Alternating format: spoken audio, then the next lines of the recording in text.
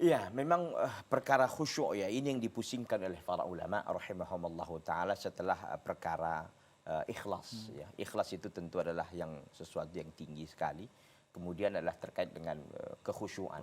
Memang tentu ada apa ya? Ada hubungan tentu ada antara ikhlas dan khusyuk. Tetapi khusyuk ini kan sesuatu yang memang kita diharuskan ya dalam setiap ibadah yang kita lakukan itu membutuhkan kekhusyuan. Kekhusyuan itu apa sih? Keseriusan, ketulusan, kesungguhan. Ya. Nah, itu sederhananya demikian.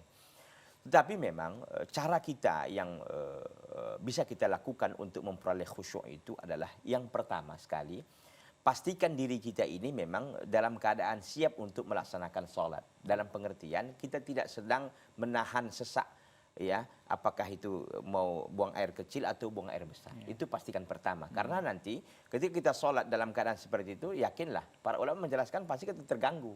Nah, begitu. Tidak sesak ya, itu yang pertama. Yang kedua, menjauhkan diri dari segala hal-hal yang dapat mengganggu kekhusyuan sholat. Apakah suara telepon, apa suara HP, apapun itu betul-betul dikondisikan sehingga memang kita bisa terbantu dengan keadaan itu. Kemudian juga suasananya memang suasana mendukung untuk khusyuk gitu kan. Ini kadang-kadang kipas angin mungkin juga di pinggir jalan kita sholat, kadang-kadang mobil klekson dan segala macam ini tentu tidak membantu gitu. Betul-betul memang hening, suasananya nikmat begitu ya. Itu yang kedua. Yang ketiga adalah kita melihat ke tempat sujud. Jadi ketika kita sholat itu memang menundukkan pandangan dan haram hukumnya kita melihat ke atas. Itu ada hadis yang mengancamnya.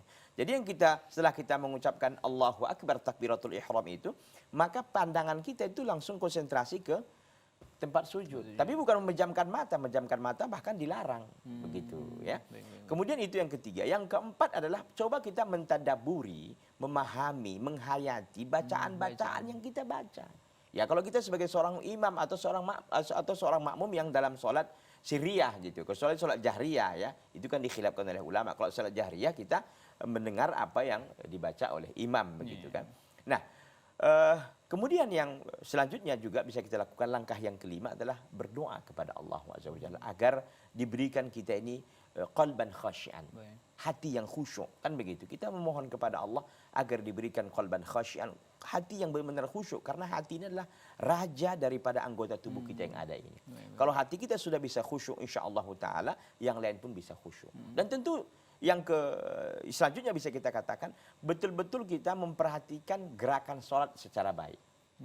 Dan berusaha memang kita jangan banyak bergerak ya. Sekalipun memang bergerak, kalau itu kebutuhan nggak batal memang, tidak membatalkan sholat. Tetapi ini kadang-kadang saya lihat terlalu berlebihan begitu. Yang memang seharusnya tidak merapikan jenggot, nanti merapikan jenggot bisa 5 kali gitu loh. Ini merapikan sarung, sarung ya. Ini kadang-kadang yang sudah baik pun ini yang tidak dibenarkan. Itu tentu mengganggu ya. Yang jangankan gitu saja, kadang-kadang hati kita ini nggak terkontrol gitu loh. Jadi bisa kita lakukan langkah-langkah tadi, baik kita dengan paling pertama itu adalah tadi kita katakan mencoba untuk memastikan diri kita siap, kemudian juga kita adalah mentadaburi apa yang kita baca, melihat tempat sujud, juga kita betul-betul ya suasananya itu memang membantu kita untuk khusyuk, dan tentu berdoa kepada Allah agar diberikan kita ini hati yang khusyuk dan benar-benar bisa melaksanakan ibadah dengan baik. Baik, Masya Allah. Tentu juga kita ke masjid itu jangan tergesa-gesa Ustaz ya. Iya. Karena banyak nih orang yang sudah terlambat kemudian tergesa-gesa, akhirnya ini juga pada akhirnya ngos-ngosan jadi nggak khusyuk gitu. Dia menghadirkan kekhusyuan cukup berat ya. Jadi memang betul tadi itu. Kalau memang kita betul ingin mendapatkan sholat, kita sudah standby kian sebelum adzan. Menunggu sholat kita sudah siap begitu. Beda dengan ini tadi, udah qomat baru kita dari rumah. Bagaimana kita mau khusyuk? Mungkin banyak pekerjaan juga yang tadi kita tinggalkan, terpikirkan, terbawakan di situ. Demikian. Baik, Masya Allah, luar biasa. Dan juga